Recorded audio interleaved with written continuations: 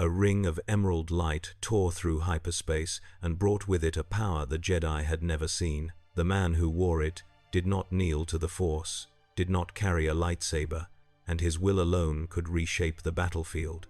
He was called a Green Lantern, and he arrived in the age of the High Republic when the light still seemed unbreakable. But the Nihil saw him not as an ally, but as a weapon to claim, and the Jedi saw him as a question they could not answer. His strength came from somewhere beyond their galaxy, beyond their understanding, and it made them wonder if such power could ever coexist with balance. Could a man who fought with will instead of the Force stand beside those who served it, or would his light become the spark that tore the Republic apart? The stars bent wrong above the starlight beacon. Hyperspace tore open like a wound in the night, spilling emerald fire across the void where no fire should burn. The rupture was not a ship, it was not a comet. It was something older than either, something that screamed against the fabric of the galaxy itself, and when it collapsed inward, it left behind a single figure suspended in the black between worlds. His uniform was green and black, marked with a symbol the Republic had never seen. His hand bore a ring that pulsed with light brighter than any kyber crystal, brighter than any star. He hung there, unconscious, adrift. The Force rippled outward from his presence like a stone cast into still water. On the bridge of the starlight beacon, Jedi Master Avar Kriss felt the disturbance before the sensors registered it. The galaxy sang to her always, a symphony of living threads that connected every soul, every breath, every choice. But this was different. This was a note that did not belong to the song. It was harmonious and dissonant at once, powerful and alien, and it made her chest tighten with something she had not felt in years. Fear, not of danger, of the unknown. She turned from the viewport, her white and gold robes swirling around her boots, and gestured to the communications officer. "Send a recovery team. Medical staff and 3 Jedi. Something has arrived, and it is not of this galaxy." The officer hesitated. "Master Kriss, the readings are inconsistent. There is no ship, no life support. Just energy. Massive energy. Then we bring him here before that energy consumes him," Avar said. Her voice was calm, but her hand rested on the hilt of her lightsaber. "Or before something else finds him first." The stars did not answer. They only watched. The lantern woke to white light and the smell of antiseptic. His body ached in places he had not known could ache, as though every molecule had been stretched and reassembled. He sat up too quickly, and the room tilted.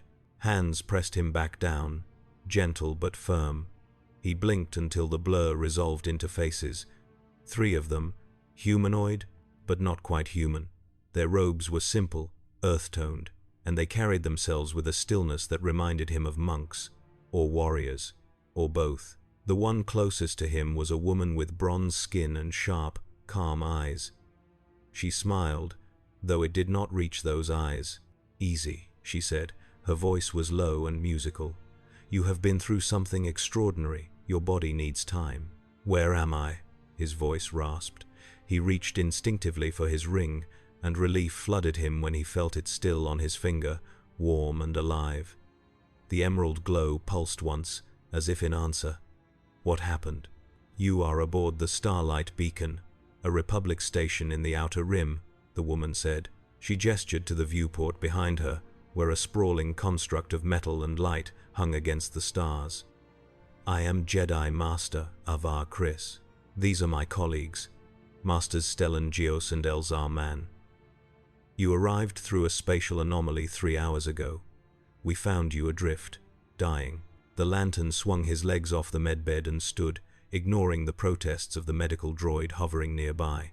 He was taller than Avar, broader in the shoulders, and his uniform caught the light strangely, as though it were woven from something that did not quite exist in 3 dimensions. The ring on his hand flared brighter, and for a moment the air around him shimmered with emerald constructs, half-formed and flickering like ghosts. Avar's hand did not move to her lightsaber, but her stance shifted. So did the stances of the 2 men behind her. "I'm not dying anymore," the lantern said. He looked down at the ring, then back at Avar. "And I'm not from here." That much is obvious. But I need to know where here is. What galaxy is this? Avar tilted her head. You do not know? I was chasing a rogue guardian through a collapsing star system. Something went wrong. The ring tried to compensate, opened a portal, and then everything went dark. He clenched his fist, and the ring's glow steadied. I need to get back. The core needs me. My sector needs me. The Force brought you here for a reason, Avar said quietly. Nothing happens without purpose. The Force? The lantern frowned. I don't know what that is. The three Jedi exchanged glances. Stellan, a man with silver-streaked hair and a severe expression, stepped forward. The Force is the energy that binds all living things. It flows through the galaxy, connecting us, guiding us. You say your ring draws on willpower. That is not so different. It's completely different, the lantern said. He raised his hand, and the ring flared.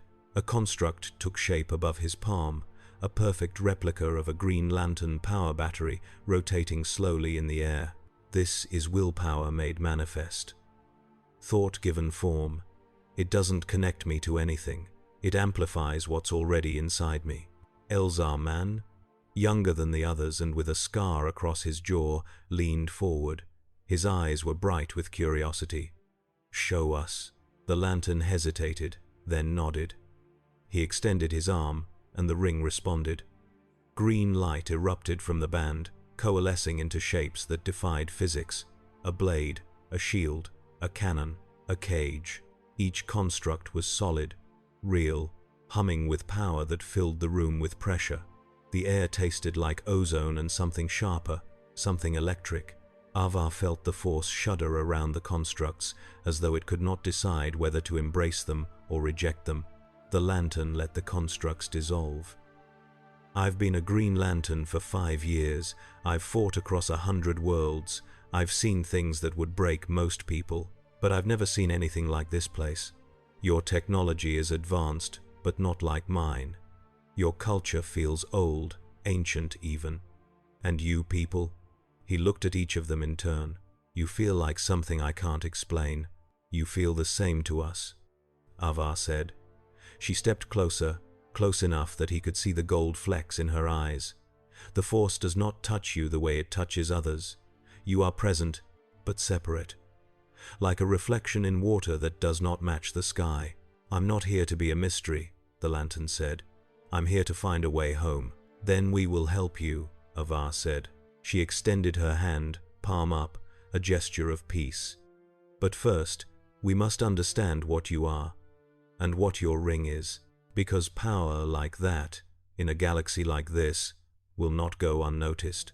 The lantern looked at her hand, then took it. Her grip was firm, warm. My name is Kyle, he said. Kyle Rayner. Welcome to the Republic, Kyle Rayner, Avar said. May the Force be with you. The ring pulsed once, and somewhere in the dark between stars, something ancient and hungry turned its gaze toward the light. The Nihil had no name for the thing they hunted, but they knew its signature.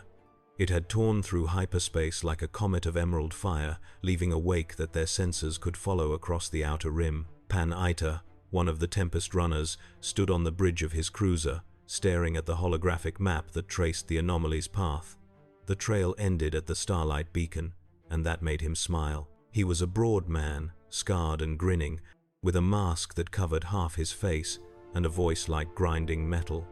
The Nihil did not serve the Republic. They served chaos.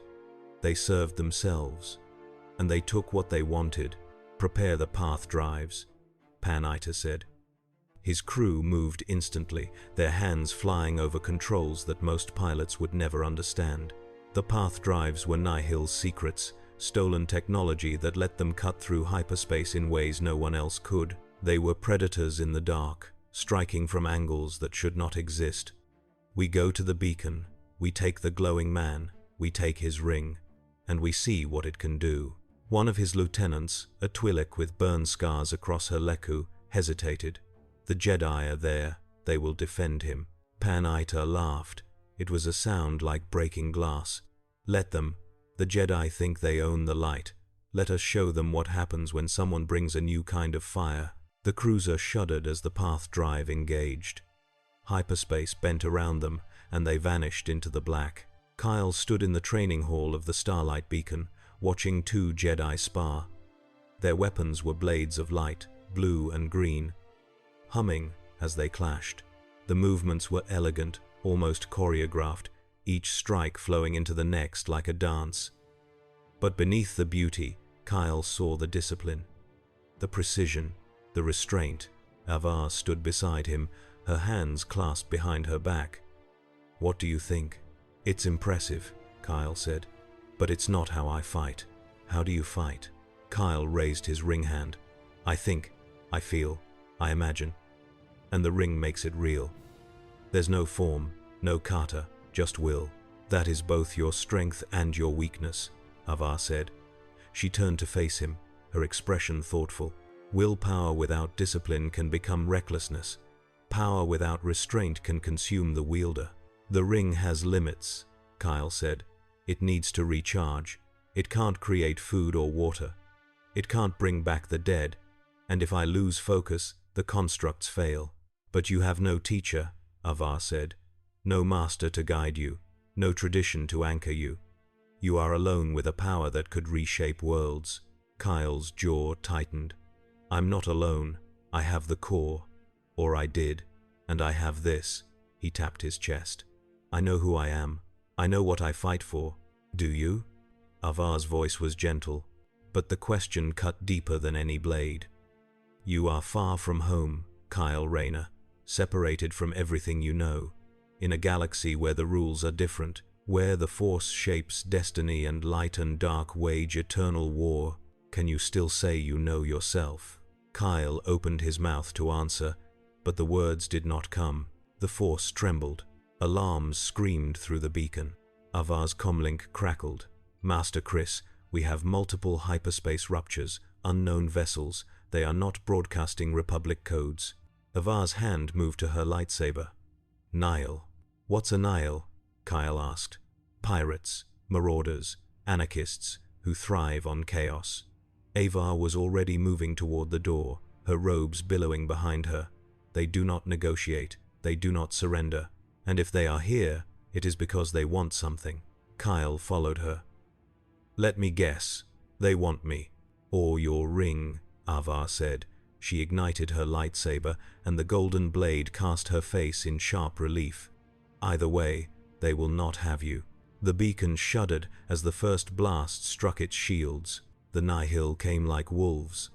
Their ships were jagged, asymmetrical, painted with wild colors and symbols that mocked the order of the Republic. They cut through the defensive perimeter with path drives that bent hyperspace into impossible angles, appearing where they should not be, vanishing before the beacon's turrets could target them. Fighters screamed through the void, raking the station's hull with blaster fire that left scars of molten metal. Kyle stood in the hangar bay, watching the chaos unfold through the atmospheric shield. Jedi were launching invectors, sleek single-pilot craft that moved like extensions of their bodies. Republic defense forces scrambled to their stations. The air was thick with shouting, with fear, with the hum of engines and the crack of distant explosions.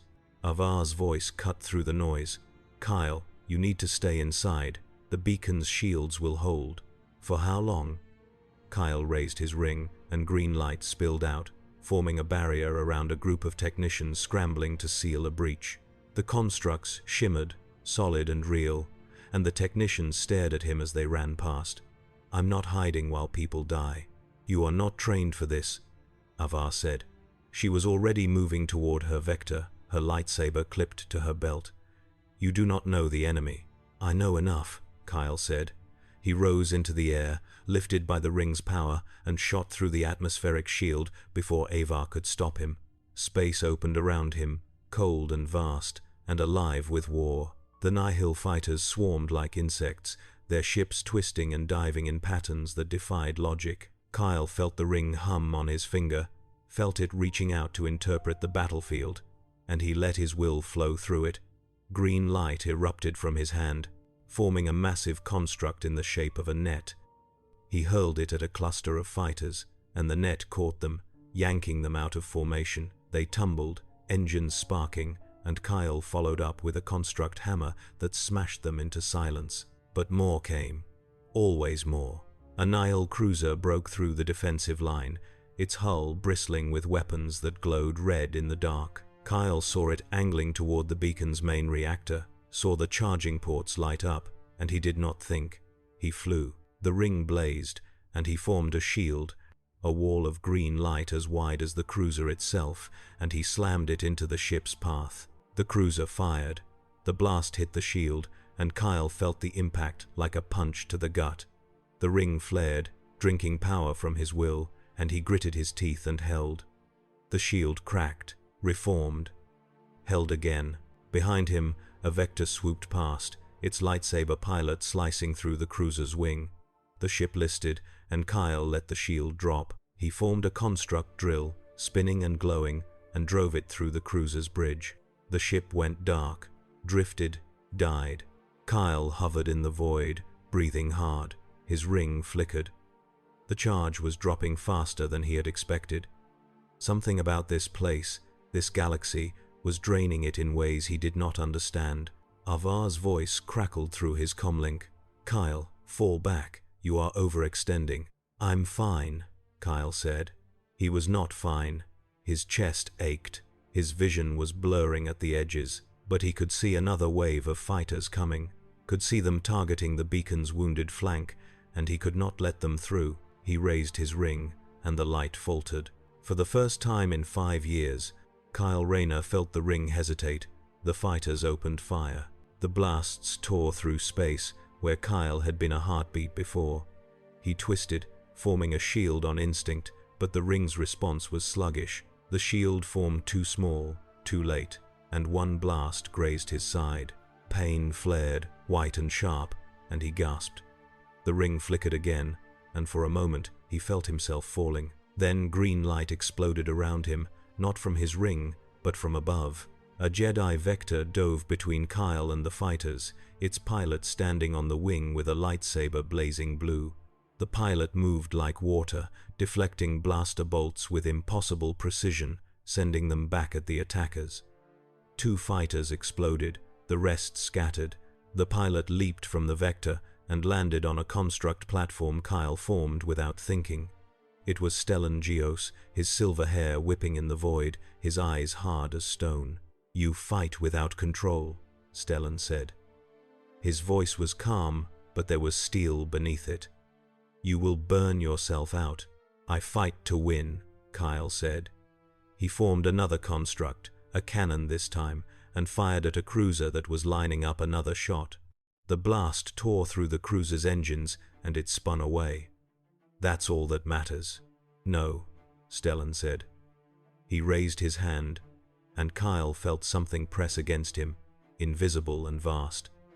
The Force. It did not touch his ring, but it touched him, steadied him like a hand on his shoulder. Winning without wisdom is just survival, and survival is not enough. Kyle wanted to argue, but another explosion rocked the battlefield. A Nihil cruiser had breached the beacon's inner perimeter, and its boarding pods were launching. Kyle saw them streaking toward the hangar bay, saw the Republic defenders scrambling to intercept, and he knew they would not make it in time. "Go," Stellan said. He ignited his lightsaber again. "I will hold the line here. You stop the boarders." "But Kyle," he met the lantern's eyes. "Do not fight alone. The Force connects all things. You do not have to carry this burden by yourself." Kyle nodded. He did not understand the Force, but he understood the look in Stellan's eyes. It was the same look he had seen in the eyes of other lanterns. The look that said, "I trust you." He flew. The hangar bay was chaos.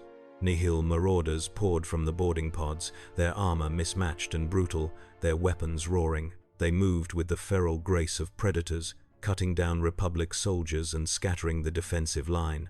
Kyle hit them like a meteor. His ring flared, and he formed constructs that were not elegant or efficient. They were raw. A battering ram that smashed 3 marauders into the wall. A giant fist that grabbed 2 more and hurled them into the void.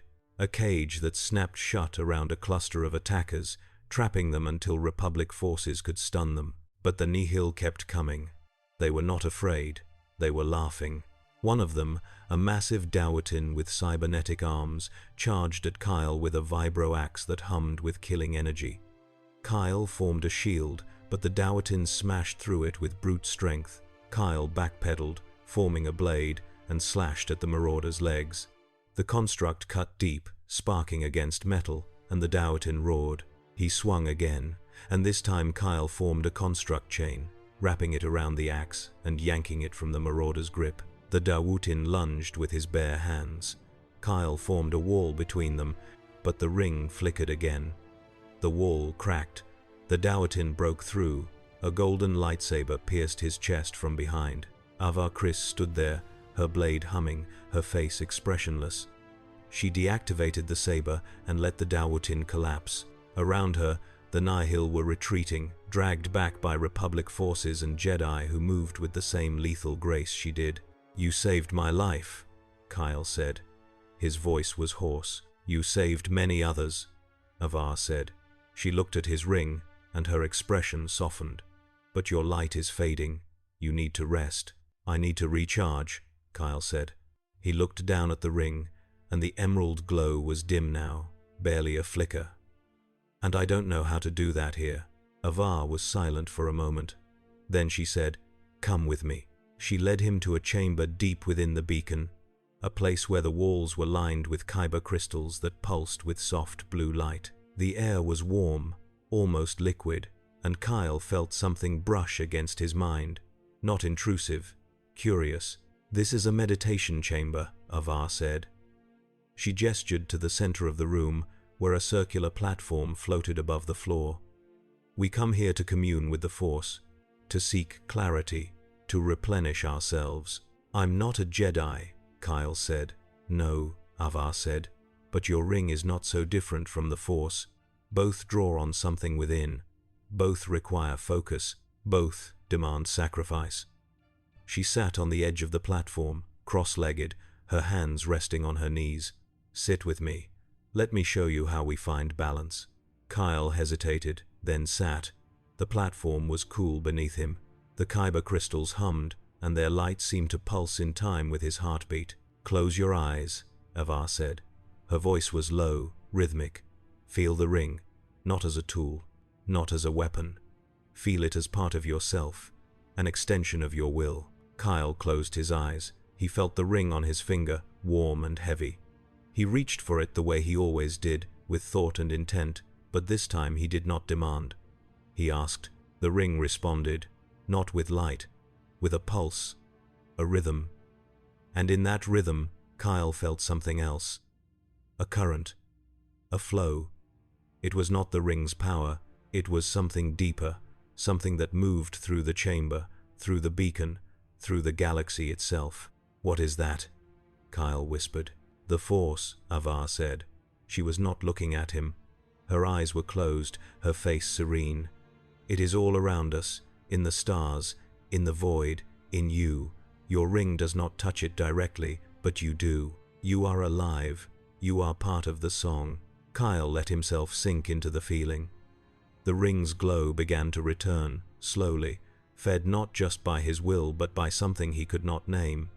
It was fragile, tentative, but it was real. "You are not alone, Kyle Rayner," Avar said. "Even here, even now. The Force connects you to everything that lives. To everyone who has ever fought for the light. You do not have to carry your burden alone." Kyle opened his eyes. The ring was glowing again, brighter than before. Not fully charged, but enough. He looked at Avar, and she was watching him with something that might have been hope. "Thank you," Kyle said. Avar smiled. It was small, but genuine. "Now come. The Nihil will not stop, and we have much to learn from each other." The Nihil did not retreat.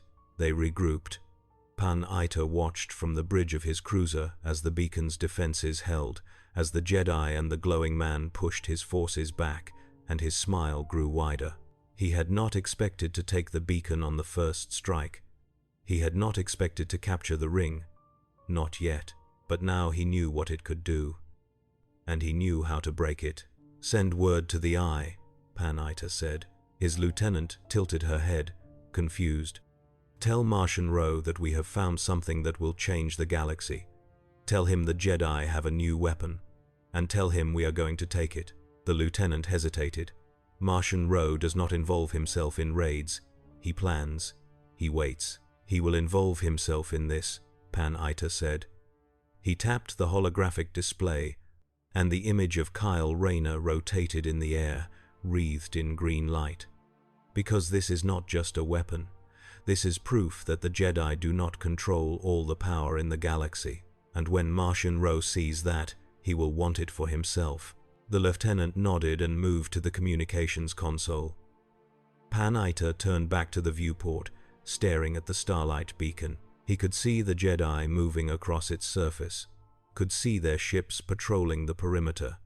They thought they were safe. They thought the Force made them invincible. They were wrong. "Prepare the next wave," Pan Ita said. "And this time we bring the Great Leveler." Kyle stood in the beacon's war room, staring at the holographic map that displayed the surrounding systems. Red markers indicated Nihil activity. Blue markers indicated Republic forces. Green markers indicated Jedi positions. And in the center, glowing brighter than any other marker, was the beacon itself. Ava stood beside him, her arms crossed. Around them, other Jedi Masters gathered, their faces grim. Stellan, Elzar, a Trandoshan named Skier, whose cybernetic arm gleamed in the low light, a human woman named Vernestra Ruo, young but sharp-eyed. They spoke in low tones, debating strategy, analyzing patterns. Kyle listened, but his mind was elsewhere. He was thinking about the ring, about the way it had responded to the Force, the way it had drawn on something beyond his own will. It had never done that before, not on Earth, not in Sector 2814, not anywhere in the universe he knew. This galaxy was different. The rules were different, and he was beginning to realize that might not be a good thing. "The Nihil are testing us," Stellan said. His voice was measured, precise. "They want to know our weaknesses, our limits. They will strike again, and when they do, it will be with overwhelming force." "Then we strike first," Skier growled. His voice was a rumble, deep and dangerous. "We hunt them. We destroy their ships before they can regroup." "That is not the Jedi way," Avar said quietly. "We defend, we protect, we do not hunt." "Perhaps the Jedi way is not enough," Skier said. He looked at Kyle, and his eyes were hard. "This one fights like a weapon. He does not hesitate. He does not question. Perhaps we should learn from him." "I hesitate plenty," Kyle said. All eyes turned to him. He met Skier's gaze without flinching. "I just don't let it stop me." "And that is the problem," Stellan said. "You act without understanding. You fight without connection. You are powerful, Kyle Rayner, but power without purpose is chaos." "My purpose is to protect people," Kyle said. His voice was sharper than he intended. "That's all I've ever done. That's all I know how to do." "Then perhaps it is time you learned something new," Avar said. She stepped forward, placing herself between Kyle and the others. "Kyle is not a threat. He is an ally, and he is willing to learn. Are we willing to teach?" The room was silent. Then Vernestra Raw spoke. She was younger than Kyle had expected, her voice soft but clear. "The Force brought him here. That means he has a role to play. We must trust in that." Skier snorted. "The Force also brought the Nihil. Should we trust in them?" "The Nihil serve themselves," Avar said. "Kyle serves others. There is a difference." Stellan nodded slowly. "Then we will teach him. But Kyle, you must understand. The Jedi do not fight for victory. We fight for balance, for peace, for the preservation of life. If you cannot accept that, then you cannot fight beside us."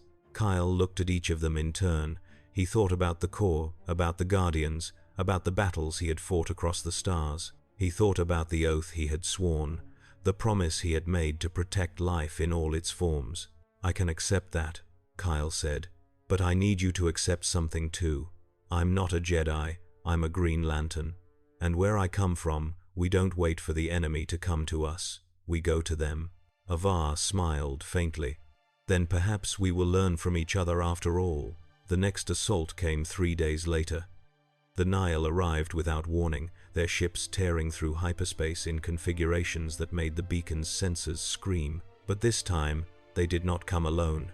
They brought something new, something massive. Kyle stood on the observation deck, watching the object emerge from hyperspace.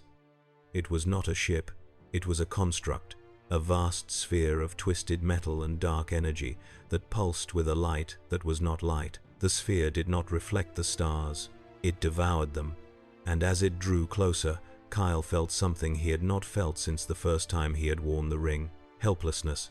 "What is that?" Kyle asked. His voice was barely a whisper. Avar stood beside him, her face pale. The Great Leveler, a weapon of the Nameless, creatures that feed on the Force itself. The Nile have learned to control them, to weaponize them. "What do? They consume," Avar said. Her hand was on her lightsaber, but she did not draw it. "They strip away the Force, leaving only emptiness, only fear. Jedi who face them do not die. They are unmade." Kyle looked at the sphere, and he felt the ring pulse on his finger. It was not afraid, but he was. "Can you fight it?" Kyle asked. "We have before," Avar said, "but never like this. Never when it is brought to us with such intent." She turned to him, and her eyes were fierce. "Can you?" Kyle raised his ring hand. The emerald glow was steady now, fed by days of meditation, of learning to draw on the Force without understanding it. He did not know if it would be enough. He did not know if anything would be enough. But he knew he had to try. "Let's find out," Kyle said. The battle was not like the others. The Nile ships swarmed as they had before, but the Great Leveler moved through them like a predator among lesser beasts. It did not fire. It did not need to. Its presence alone was a weapon. As it drew closer to the beacon, the lights began to flicker. The shields began to fail, and the Jedi, those who fought in the void around the station, began to falter. Kyle saw it happen. A Jedi Master in a vector, his movements precise and sure, suddenly went rigid. His ship drifted, his lightsaber dimmed. And then he was gone, not dead but hollow, a shell falling through space. The ring flared on Kyle's finger, and he felt rage surge through him. He flew toward the Great Leveler, faster than he had ever flown, and the ring responded to his fury. He formed a construct, a massive fist the size of a cruiser, and slammed it into the sphere. The construct shattered on impact. Kyle felt the feedback through the ring, a shock that rattled his bones. The sphere pulsed, and tendrils of dark energy reached toward him. He formed a shield, but the tendrils did not strike. They wrapped around the shield, seeping into it, and Kyle felt something cold and hungry press against his mind. The ring flickered. For a moment, Kyle was not in space. He was somewhere else. Somewhere dark. He saw the core, saw his fellow lanterns falling one by one, their rings going dark. He saw Earth burning. He saw himself, alone, the last light in an endless night. He saw failure. "No," Kyle said. The word was a whisper, but it carried weight. He clenched his fist, and the ring blazed. The darkness recoiled, just for a moment, and Kyle broke free. He formed another construct, this time a blade, and he drove it into the sphere with all the will he could muster. The blade cut deep. The sphere screamed, a sound that was not sound, and the tendrils lashed out. One caught Kyle across the chest, and he felt something tear inside him, not his body, something deeper. He fell. Avar caught him. She was there, her vector swooping beneath him, her lightsaber ignited and blazing. She deflected the tendrils with movements that defied physics, the Force flowing through her like a river. "Kyle, stay with me." "I can't fight that," Kyle gasped. His vision was blurring. The ring was dim again, nearly dead. "It's too strong." "It is not about strength," Avar said. She pulled him onto the wing of her vector, steadying him with one hand while the other held her lightsaber. "It is about connection, about light. You are not alone, Kyle. Feel the Force. Feel us.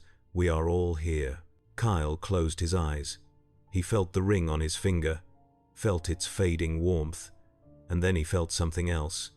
The Jedi, all of them, fighting across the battlefield. Their presence was like a web, threads of light that connected them to each other, to the Republic, to the galaxy itself. And in that web, Kyle felt himself. A single thread, different but part of the whole. He opened his eyes. The ring flared, brighter than it had ever been. Together, Kyle said. Avar smiled. Together, they flew as one. Kyle formed constructs, not massive hammers or blades, but precise tools. Shields to protect the Jedi, platforms to steady the vectors, chains to bind the Nihil ships. And Avar, along with the other Jedi, wove through the constructs, their lightsabers striking where the ring's light created openings. They moved like a symphony, each note building on the last, and the great leveler began to crack. The sphere pulsed, its tendrils lashing out in desperation. But the Jedi did not falter, and neither did Kyle. He formed one final construct, a spear of emerald light that glowed with the combined will of every soul on the beacon. He hurled it with everything he had. The spear pierced the great leveler's core. The sphere shattered, and the darkness, for a moment, retreated. The Nihil fled.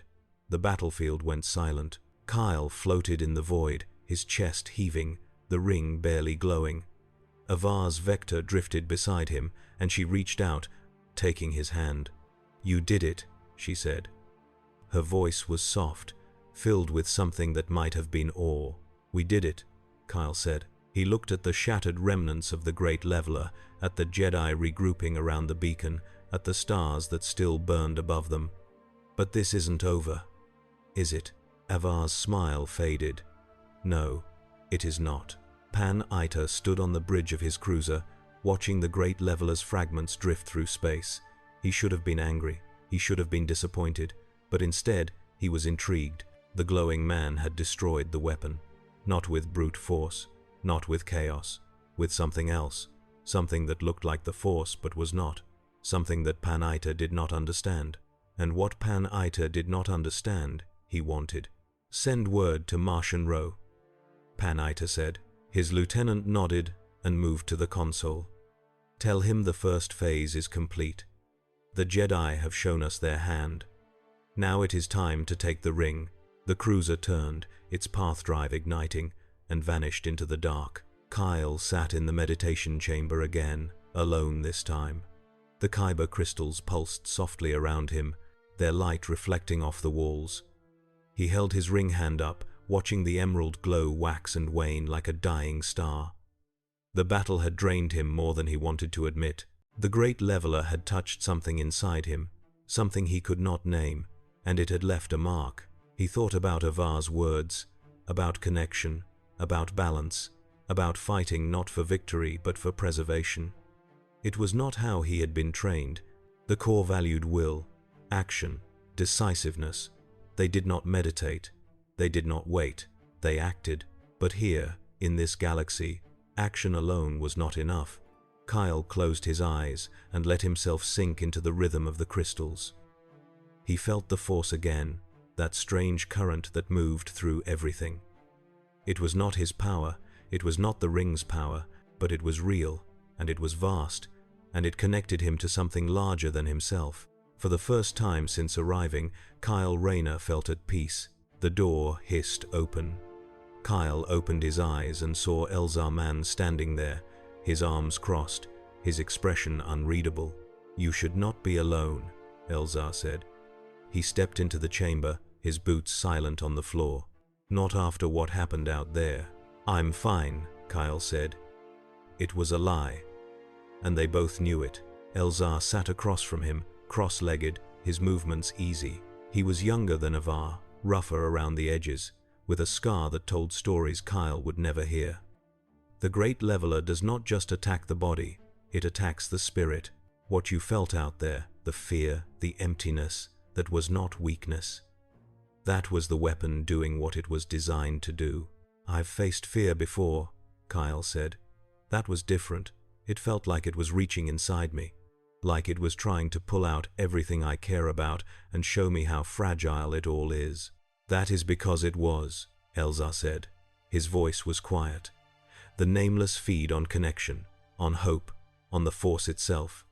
They leave nothing behind, just shells. He paused. You survived because you are not entirely connected to the Force. Your ring protects you, but it also isolates you. Is that a bad thing? Kyle asked. Elzar smiled faintly. That depends on what you want. If you want to be invulnerable, then no.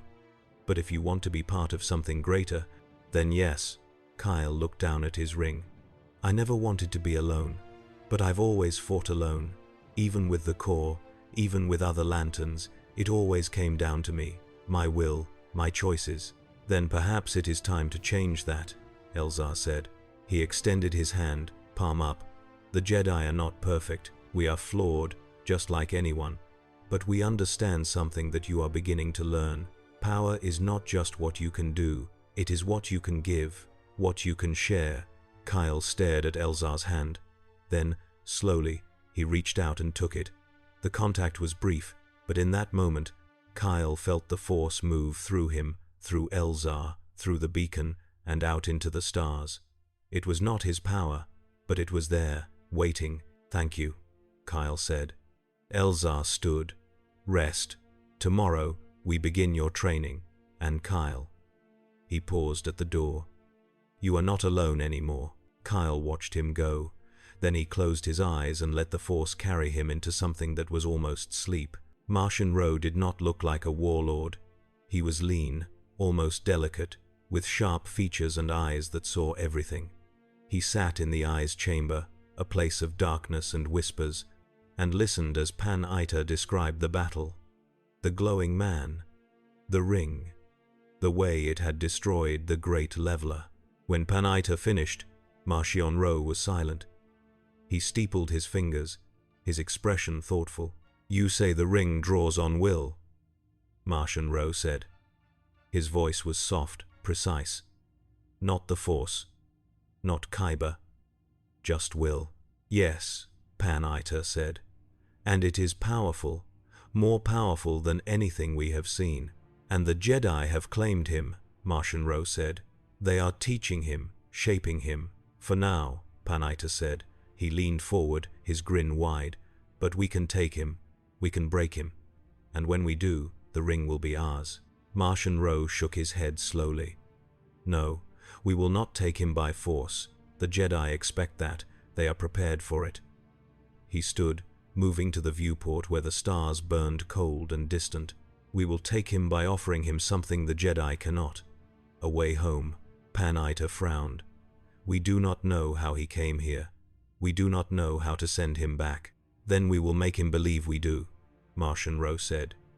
He turned, and his smile was colder than the void. The Jedi offer connection, community, balance. But Kyle Rayner is not a Jedi. He is a soldier, a wanderer. And soldiers like him do not want balance. They want purpose. They want home. He gestured to the viewport. We will give him that. And when he comes to us, the ring will follow. Pan-Ita's grin returned. And if he does not come, then we take him, Martian Rowe said. But I do not think it will come to that. The strongest cage is the one built from hope. Days passed. Kyle trained with the Jedi, learning their meditations, their disciplines, their ways of seeing the galaxy. He learned to feel the Force not as a tool but as a presence, something alive and aware that moved through all things. He learned to let go of the need to control, to dominate, and instead to flow. It was harder than any construct he had ever formed, harder than any battle he had ever fought. But slowly, it began to make sense. Avar watched him from the edge of the training hall, her arms crossed, her expression thoughtful. Stellan stood beside her, his gaze sharp. He is learning quickly, Stellan said. Perhaps too quickly. He is desperate, Avar said. He wants to go home. And the longer he stays, the more he realizes he may never get there. Do you believe he will stay? Stellan asked. Avar was silent for a long moment. Then she said, I believe he will do what he thinks is right. Whether that means staying or leaving, I do not know. Stellan nodded. The Force will guide him, as it guides us all. Avar did not answer. She watched Kyle form a construct, a simple sphere this time, and hold it steady in the air. His face was calm, focused, but she could see the tension in his shoulders, the weight he carried. She wondered if the force would be enough. The message came in the middle of the night. Kyle was asleep in his quarters, the ring resting on the table beside him when the holoprojector flickered to life. He woke instantly, his hand reaching for the ring, and he saw a figure standing in the blue light. It was a man, lean and sharp-eyed, dressed in robes that were neither Jedi nor Republic. "Kyle Rayner," the man said. His voice was soft, almost kind. "My name is Martian Rowe. I am the Eye of the Nihil, and I have something you want." Kyle sat up, his heart pounding. "What are you talking about?" "Home," Martian Rowe said. "The place you came from, the universe beyond this one. I know how you arrived, and I know how to send you back." Kyle's breath caught. "You're lying." "Am I?" Martian Rowe tilted his head. "The anomaly that brought you here left a trace, a signature. My people have studied it. We understand hyperspace in ways the Republic never could, and we have the technology to recreate the event, to open the doorway again." "Why would you help me?" Kyle asked. His voice was hard, but his hand was shaking. "Because I do not want the ring," Martian Rowe said. "I want balance. The Jedi hoard power. They claim to serve the galaxy, but they serve only themselves. You are proof of that. They have kept you here, taught you their ways, molded you into a weapon, but you are not theirs. You are your own." "The Jedi have been good to me," Kyle said. "Have they?" Martian Rowe leaned forward. "Then why do you still feel alone? Why do you still dream of home?" "The Jedi do not understand you, Kyle Rayner. They cannot, but I do. I understand what it means to be separated from everything you know, to fight for a cause that is not your own." He paused. "Come to me. Let me show you the way home. And if you do not believe me, then you can leave. No strings, no demands." Kyle stared at the hologram. His mind was racing. He thought about the core, about Earth, about the oaths he had sworn. He thought about Avar and the Jedi, about the battles they had fought together, about the way they had welcomed him. "Where?" Kyle asked. Martian Rowe smiled. "I will send you the coordinates. Come alone. The Jedi will try to stop you. They will tell you I am lying. They will tell you it is a trap. But you are a lantern, Kyle Rayner. You do not need their permission." The hologram flickered and died. Kyle sat in the darkness, staring at the ring on the table. It pulsed once, faint and slow, as if waiting for his decision. Kyle did not sleep that night. He stood in the observation deck, watching the stars, his mind a storm of doubt and hope. He thought about the Jedi, about Avar and Stellan and Elzar. They had risked their lives for him. They had taught him, trusted him, fought beside him, but they had also made it clear that he was not one of them, that he could never be one of them. And Martian Rowe was right about one thing. Kyle dreamed of home. Every night, every moment, he was still. He dreamed of the core, of his sector, of the worlds he had sworn to protect. He dreamed of the people who needed him, and every morning he woke in a galaxy that was not his own. The door behind him hissed open. Kyle turned and saw Avar standing there, her robes loose, her hair unbound. She looked smaller without the armor of her title, more human. "You are troubled," Avar said.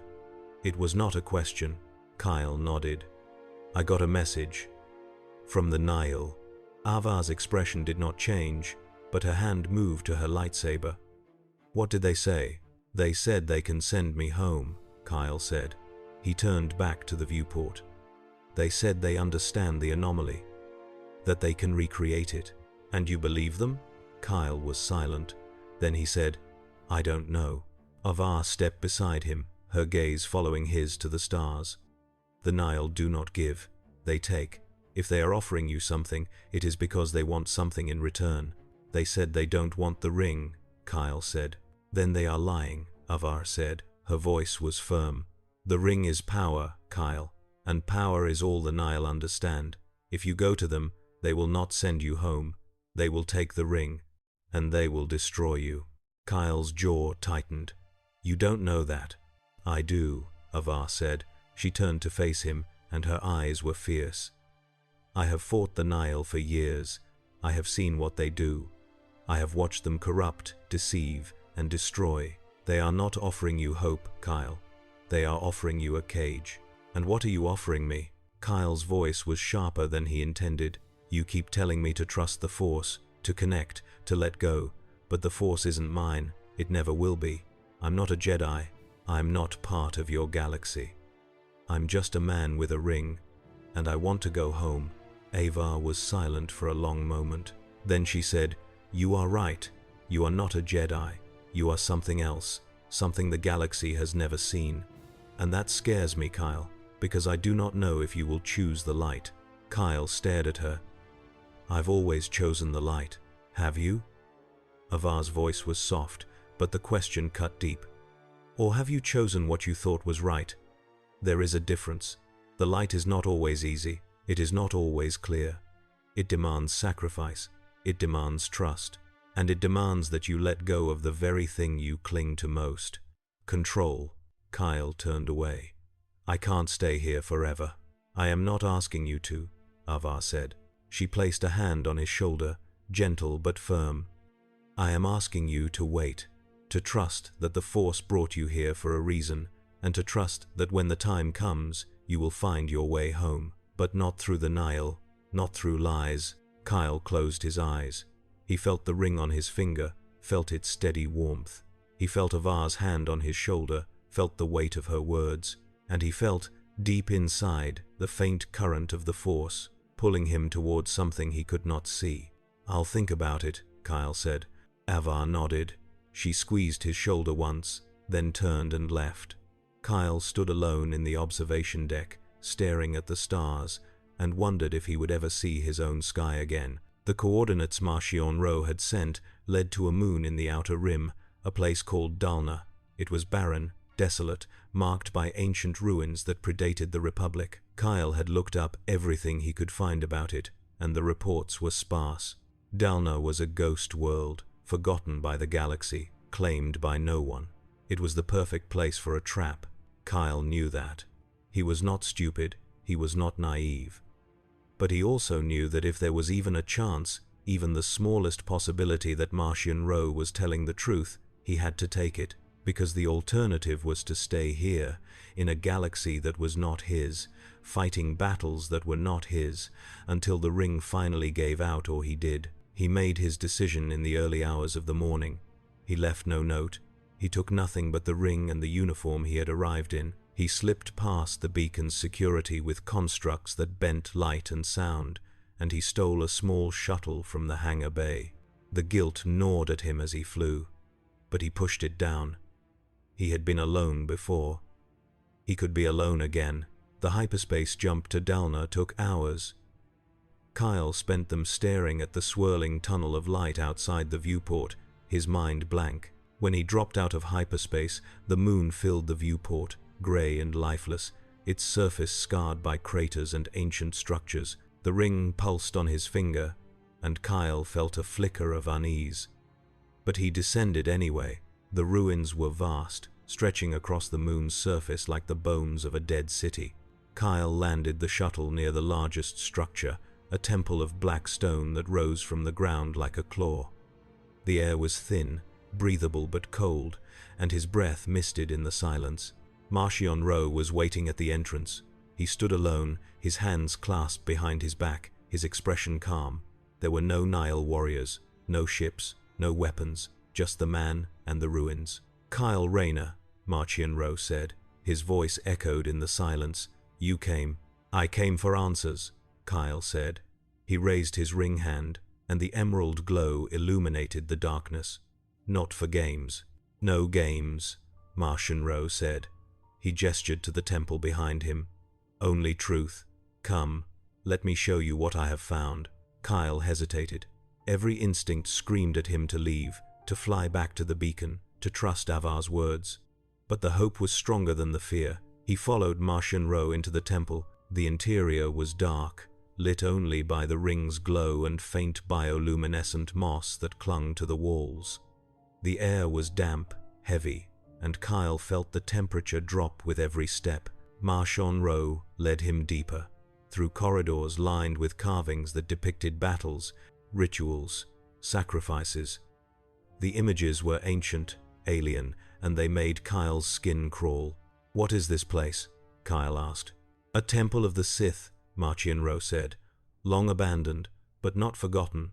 The Sith understood something the Jedi refused to accept. Power is not a gift, it is a choice.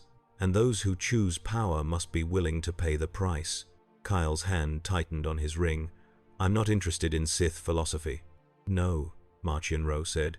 "You are interested in going home. And that is what I will give you." He stopped before a massive door, its surface covered in symbols that glowed faintly in the ring's light.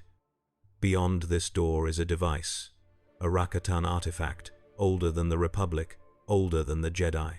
It manipulates space and time. It is how you will return to your universe. Kyle stared at the door. His heart was pounding. "If you have this, why haven't you used it?"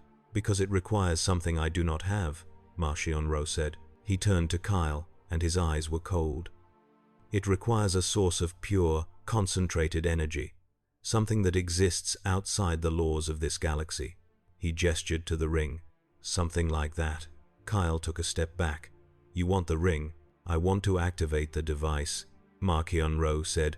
"The ring will not be harmed. You will not be harmed. You will simply channel its energy into the artifact, and the doorway will open. You will go home, and I will have proven that the Jedi do not control all the answers." "And if I say no?" Marchion-Ro smiled. "Then you stay here, forever, because the Jedi do not have this technology. They do not understand it. They never will. I am your only chance, Kyle Rayner." Kyle looked at the door, then at Marchion-Ro, then at the ring. The glow was steady, calm, but he felt the weight of the choice pressing down on him. Trust the Jedi, trust the Force, or trust himself. He placed his hand on the door, and the symbols flared bright. The door groaned open, revealing a chamber beyond, and in the center of that chamber, suspended in mid-air, was a device that pulsed with a light that was not green, not blue, but something in between. Something wrong. Kyle stepped inside. The ring pulsed faster, almost frantic, and he felt a surge of warning, but he ignored it. He walked to the device, raised his hand, and let the ring's energy flow. The device drank it in, hungry and insatiable. The light grew brighter, and Kyle felt something tear inside him, not his body, his will. The ring was not just channeling power, it was giving it, draining it. And the device was not opening a doorway, it was feeding. Kyle tried to pull back, but he could not. The device had latched onto the ring, and the ring was latched onto him. He felt his strength fading, felt his thoughts blurring, and he realized, too late, that Avar had been right. This was a trap. Marchion-Ro stood at the entrance, watching with calm satisfaction. "Thank you, Kyle Rayner. You have given me exactly what I need." Kyle fell to his knees. The ring's glow dimmed, and the last thing he saw before the darkness took him was the doorway closing, sealing him inside the chamber with the device that would not stop feeding. Avar felt the disturbance in the Force the moment Kyle landed on Dalna. It was not loud, it was not violent. It was a absence, a silence, where there should have been song. She knew, immediately, that something was wrong.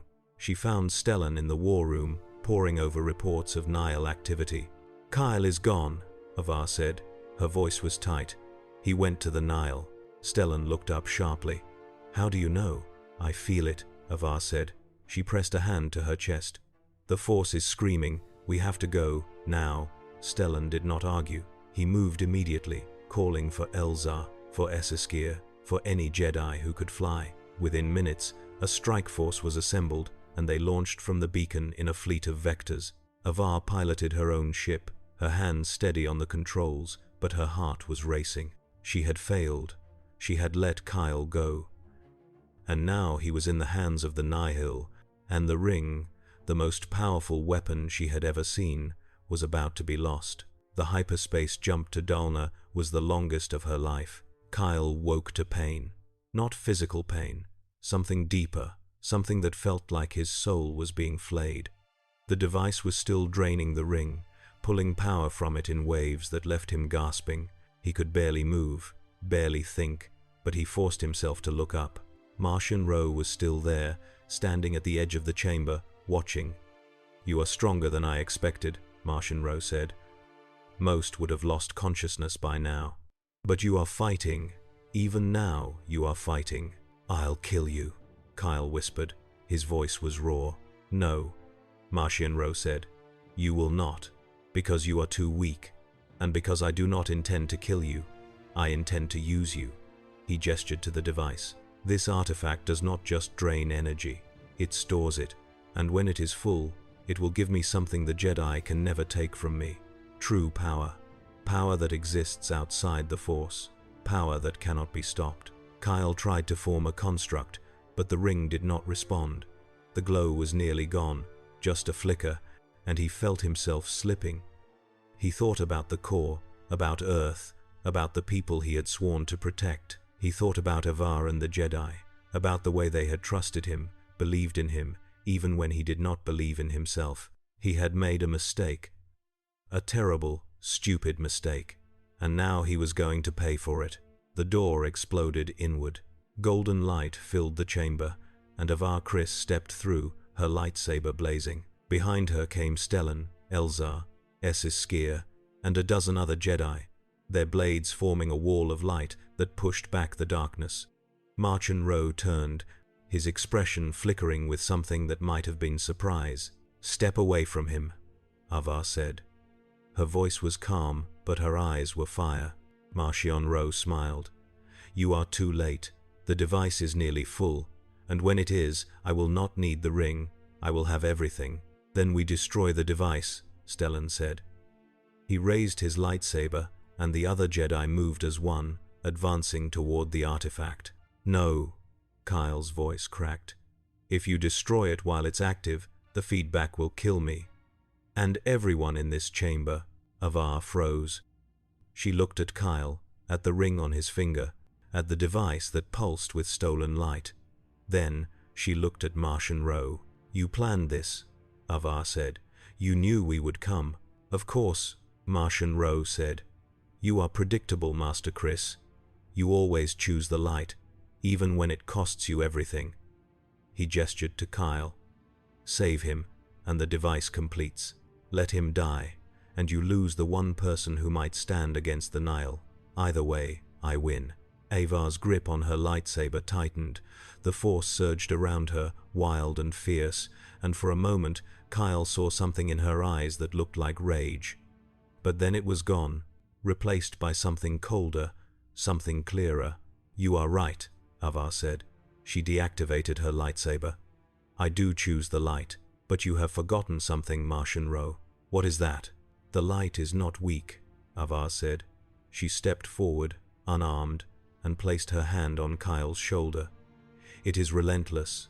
The Force exploded outward from her, not as a weapon but as a current, a tide that washed through the chamber and into the device. Kyle felt it, felt the way it wrapped around the ring, around him, and he understood.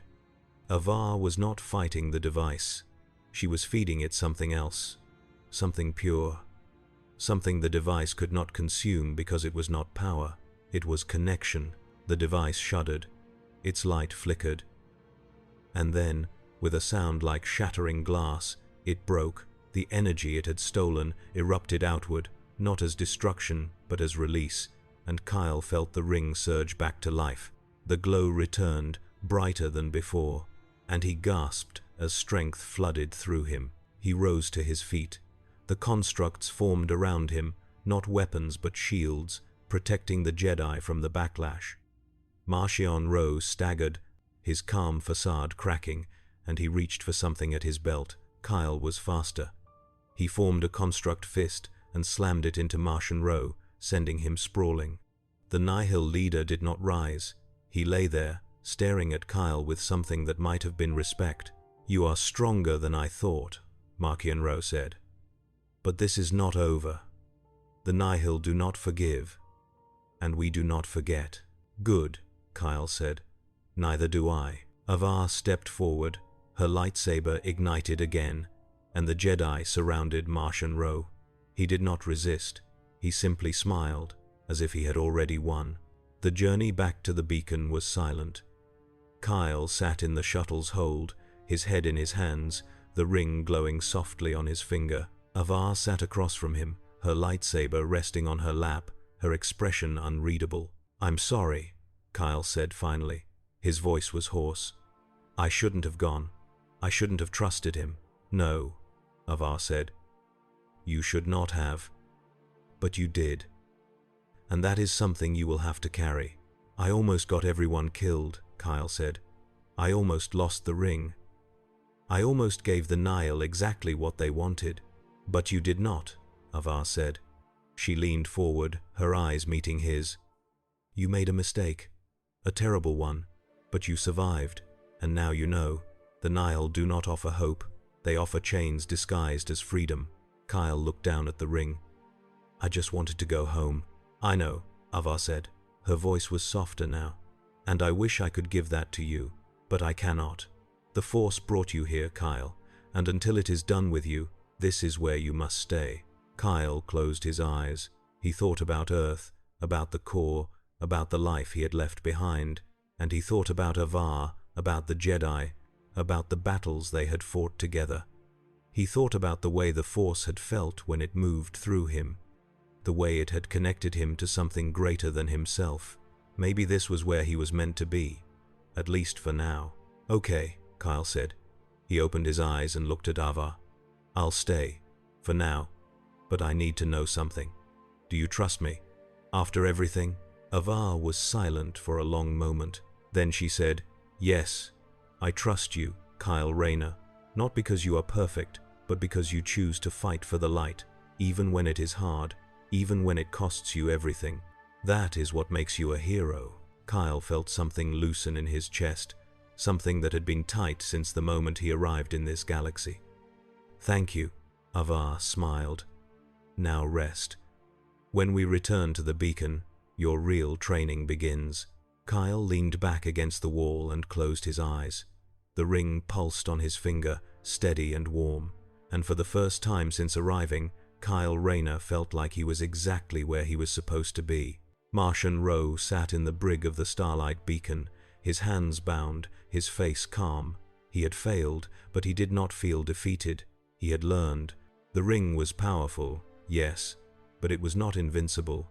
And Kyle Rayner, for all his strength, was still human, still vulnerable. The Nihil would return. They always did. And when they did, Martian Rowe would be ready, because he had seen something the Jedi had not. He had seen the way the Force and the ring interacted, the way they fed on each other, and he had seen the way Kyle Rayner hesitated, the way he doubted, the way he clung to the hope of going home. That hope was a weakness. And weaknesses could be exploited. Martian Rowe smiled in the darkness and waited. The days that followed were quiet. Kyle trained with the Jedi, learning to balance the ring's power with the discipline of the Force. He meditated with Avar, sparred with Stellan, debated philosophy with Elzar. He flew patrols around the beacon, protecting it from Nihil raids that came less and less frequently. And slowly, he began to feel like he belonged. But at night, he still dreamed of home. He dreamed of the core, of his sector, of the people who needed him. And he wondered if he would ever see them again.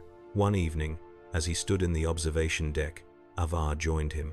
They stood in silence, watching the stars, and finally, Avar spoke. "You are thinking about home," she said. "Always," Kyle said. "The Force will guide you back when the time is right," Avar said. "I believe that. But until then, you have a purpose here. The Nihil are not defeated. They are waiting. And when they strike again, we will need you." "I'll be ready," Kyle said. He looked down at the ring, at the emerald glow that pulsed in time with his heartbeat. "And maybe, by the time I do go home, I'll be stronger than I was, strong enough to protect both galaxies." Avar smiled. "That is a worthy goal." They stood together, watching the stars, and the Force sang around them, a symphony of light and shadow, of hope and destiny. And somewhere in the dark, the Nihil watched and waited, their plans already in motion. The story was not over. It had only just begun. Weeks turned into months.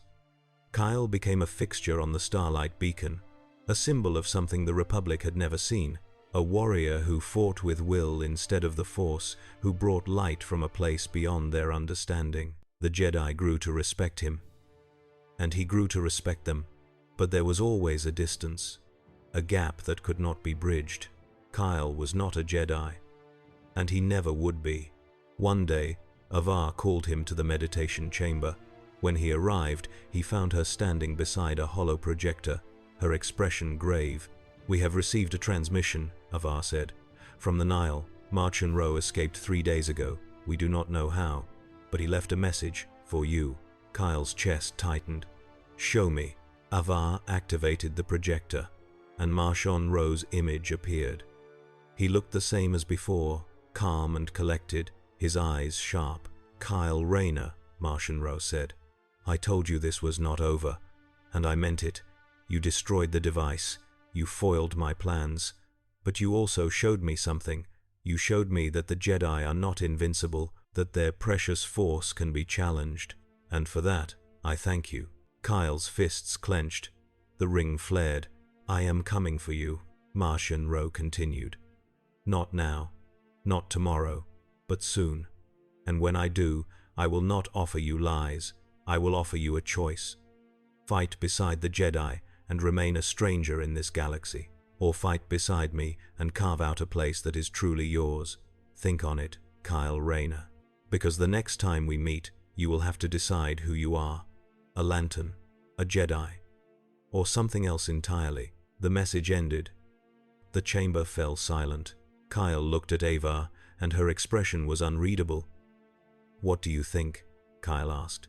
"I think," Avar said slowly, "that Marchion Ro is trying to plant doubt in your heart, to make you question your place, your purpose. He wants you to feel alone, to feel lost, because that is when you are most vulnerable." "And what if he's right?" Kyle asked. "What if I don't belong here? What if I'm just making things worse?" Avar stepped forward and placed a hand on his shoulder. "You belong here because you choose to be here, because you fight for the light. That is all that matters. The Force does not care where you came from, Kyle. It cares where you are going." Kyle looked down at the ring. It pulsed, steady and sure, and he felt the weight of Avar's words settle over him. She was right. Marchion Ro was trying to manipulate him, to twist his doubts into weapons. But Kyle had faced doubt before. He had faced fear. And he had always chosen to fight. "Then let him come," Kyle said, "and when he does, I'll be ready." Avar smiled. "That is the spirit of a Jedi, and the spirit of a lantern." Kyle smiled back. "Maybe that's what I am. Both. Something new." "Perhaps," Avar said. "The galaxy has never seen anything like you, Kyle Rayner. And perhaps that is exactly what it needs." The Nile prepared. Marchion Ro gathered his forces, his plans already taking shape. He did not need the ring. He had learned enough. He had seen the way the Force and the ring interacted, the way they could be turned against each other. And he had seen Kyle Rayner's greatest weakness, hope. Marchion Ro sat in the Eyes chamber, staring at the stars, and he smiled. The war was coming. The real war. And when it arrived, the Jedi would learn that the Force was not the only power in the galaxy. There were others. And they were waking up. Kyle stood in the training hall, his ring glowing bright, and he formed a construct. Not a weapon, not a shield, but something else. A bridge. A span of green light that stretched from one side of the hall to the other, solid and real and shining. Avar watched him from the doorway, and she felt the Force move through the construct, weaving into it, becoming part of it. It was not Jedi. It was not Force. It was something in between, something new. "Beautiful," Avar said quietly. Kyle turned and saw her. He smiled. "I figured if I'm going to be here, I might as well make something worth staying for." "And what is that?" Avar asked. Kyle gestured to the bridge. "A way forward. For all of us." Avar stepped onto the bridge, and it held her weight without strain. She walked to the center and looked down, seeing the glow of the ring reflected in the surface. And she felt, for the first time in a long time, something like hope. Perhaps you are right, Ava said. Perhaps the Force brought you here to teach us something, to show us that light can come from many places. That strength is not just will or connection, but both. Kyle joined her on the bridge. Or maybe it just needed someone stubborn enough to not give up. Ava laughed, and the sound was bright and clear. Yes, perhaps that too. They stood together on the bridge, and the galaxy stretched out around them, vast and full of possibility. The war was coming, the Nihil were waiting. But in that moment, Kyle Rayner and Avar Kriss stood side by side, connected by something neither of them fully understood, but both of them believed in: light, will, and the hope that, together, they could build something that would last. The Force sang, the ring pulsed, and the stars watched as a new legend began to take shape. The months that followed were a crucible. The Nihil struck with renewed ferocity, testing the beacon's defenses, probing for weaknesses. Kyle fought beside the Jedi in every battle, his constructs weaving through their formations, his will complementing their discipline. He was no longer an outsider, he was part of the whole, but the cost was high. Jedi fell, Republic soldiers died, and every battle left scars that no Bacta-tank could heal. Kyle felt them, felt the weight of every loss, and he began to understand what Avar had meant when she said the light demanded sacrifice. One night, after a particularly brutal engagement, Kyle found Avar in the meditation chamber. She was sitting alone, her face drawn, her hands trembling. Kyle had never seen her like this. She had always been strong, unshakable, the anchor that held them all together. "Avar," Kyle said softly. She looked up, and her eyes were red. "We lost 6 Jedi today. 6. And I felt every one of them die. The Force showed me their last moments, their fear, their pain, and I could do nothing." Kyle sat beside her. He did not know what to say. He had lost people before, friends and fellow Lanterns, but he had never felt their deaths the way Avar did. The Force connected her to everyone, and that connection was both a gift and a curse. "I'm sorry," Kyle said finally. Avar shook her head. "Do not apologize. This is the burden I chose, the burden we all choose.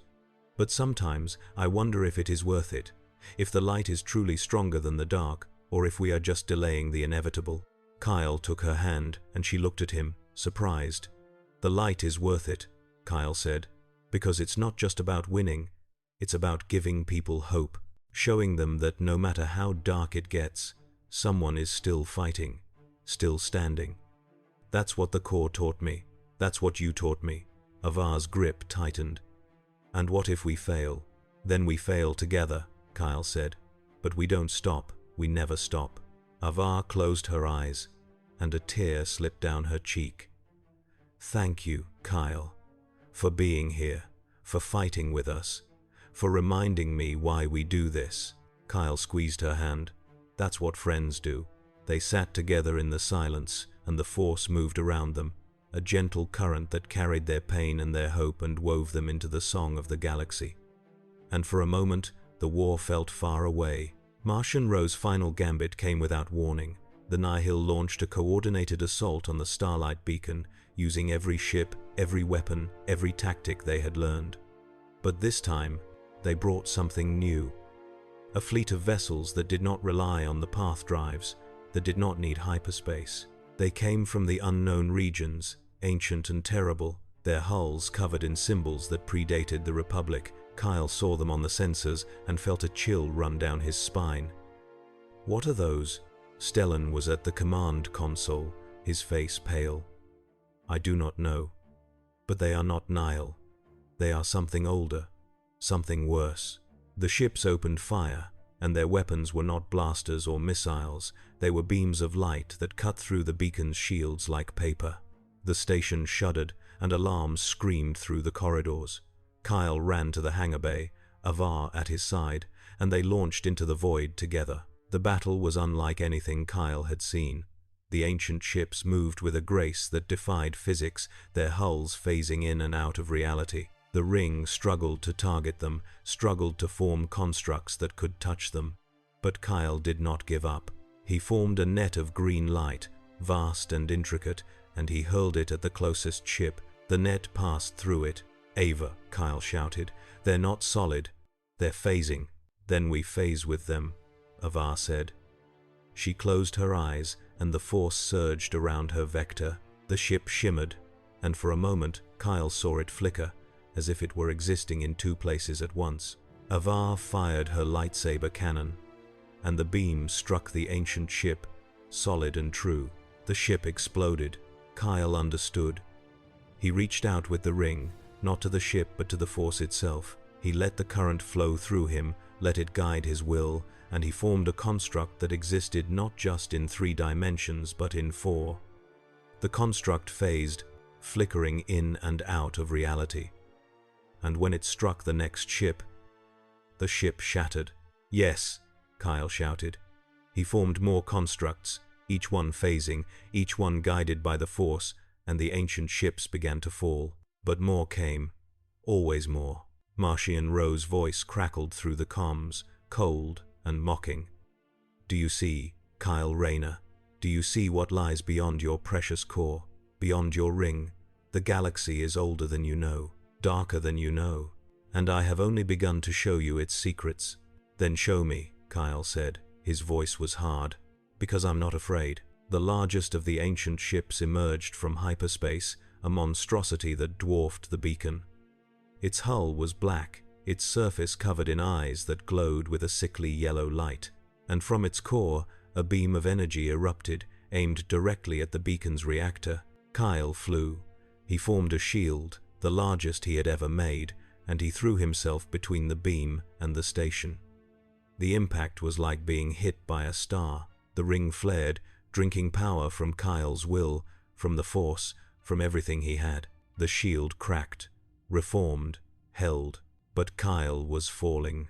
His strength was fading, the ring was dimming, and the beam was not stopping. Ava's voice cut through the chaos. "Kyle, let go." "I can't," Kyle gasped. "If I do, the beacon dies." "Then we hold it together," Ava said. Her vector swooped beside him, and she extended her hand. The force erupted from her, a tide of light that wrapped around Kyle, around the shield, and she poured everything she had into it. The shield held, the beam faltered, and then, from across the battlefield, every Jedi, every vector, every soul on the beacon reached out. The force became a symphony, a song of light and will and hope, and it flowed into Kyle, into Ava, into the shield. The green light blazed brighter than the stars, and the beam shattered. The ancient ship screamed. Its eyes went dark, and it collapsed inward, folding into itself like a dying star. Marchion Ro's voice was silent. The battlefield went still. Kyle floated in the void, his chest heaving, the ring barely glowing. Ava's vector drifted beside him, and she reached out, taking his hand. "You did it," she said. Her voice was soft, filled with awe. "We did it," Kyle said. He looked at the beacon, at the Jedi regrouping around it, at the stars that still burned above them. Together, Ava smiled. Together. The war did not end that day. The Nile retreated, but they were not defeated.